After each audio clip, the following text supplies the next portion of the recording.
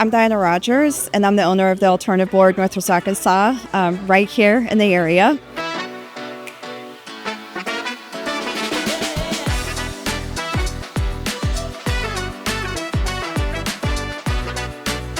Today, we had a great event for the business community. We brought in local business owners, and we talked about the things that are challenging in their company.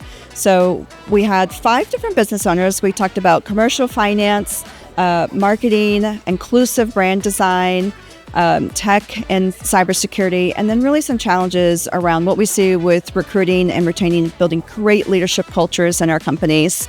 And one of the key takeaways that I found with talking to the audience is how much they appreciated hearing that they're not the only ones trying to break through these challenges. And on the one hand, we need to figure it out together. On the other hand, hey, I'm not the only one that's trying to crack this nut. And that really seemed to resonate. My name is Tiffany Thompson at DBR Bookkeeping, and I really enjoyed the event today.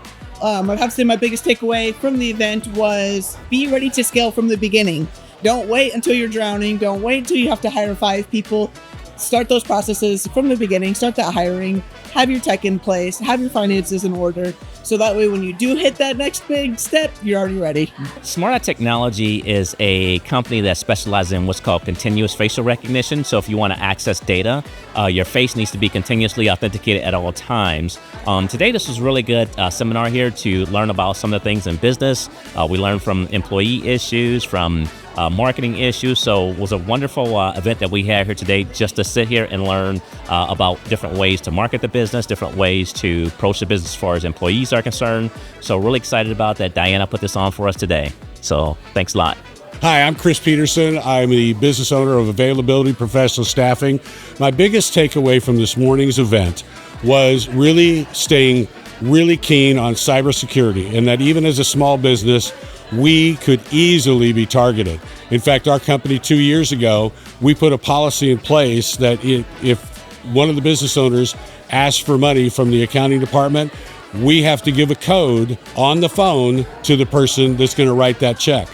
I'm Kimberly Norris with Norris Design. I'd say this event was great. I'd say my biggest takeaway was probably from AnaLisa's discussion about hiring and retention. I think the cost of hiring is so much, and the cost of a wrong hire is also so much. I think a lot of us in business have felt that before, but if we're not putting enough into hiring and retention, I think that that's a red flag. And so she had some great tips and was some really great information. Hi, my name is Amy Pedid. I am a CEO and lead brand strategist at the Sage Mages.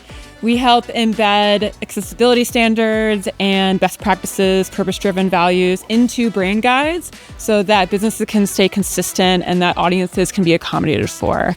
But I focused on making sure that businesses here were looking at their commitments, they were looking at the briefs that they're giving to designers, and that they're looking at their brand guide. And so 3 simple areas that people can really look at and evaluate and say, are my values connected to my briefs? Are my briefs being told where my audience pain points and audience accommodations can really bring in? And then are designers able to look at the brand guide and reference that and say, oh yes, this is the color contrast. This is going to affect it. So scaling in a way that people might not have realized before.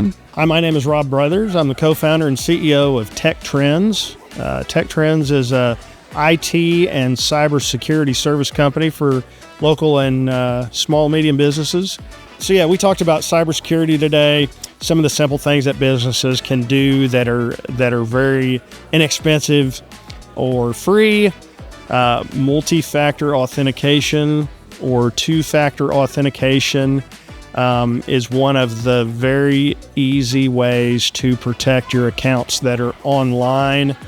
It uses either text, email, or an authenticator code generator as a third authentication method, in addition to your username and password.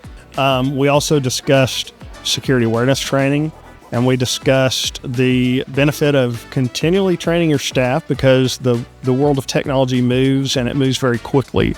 So it's always good to invest back into your staff so they're the ones who, with their hands on the keyboards, it's important for them to know what to and what not to click on. Hello, I'm AnaLisa Cancino-Singer with Availability Professional Staffing. Today we talked a lot about employment and hiring trends. Some key numbers that we talked about is the cost of a bad hire is at least 30% of a mid-tier employee's annual salary. That increases to like 50% for higher level people. We talked about the average quality talent is off the market in 10 days, yet the average hiring process is 3 weeks. So there's a big gap there. And then we also talked about the benefits and the risks involved in good leadership versus bad leadership and how that can impact retention and business growth. And then we also talked about, as a leader, how to develop and delegate in the areas where you need to.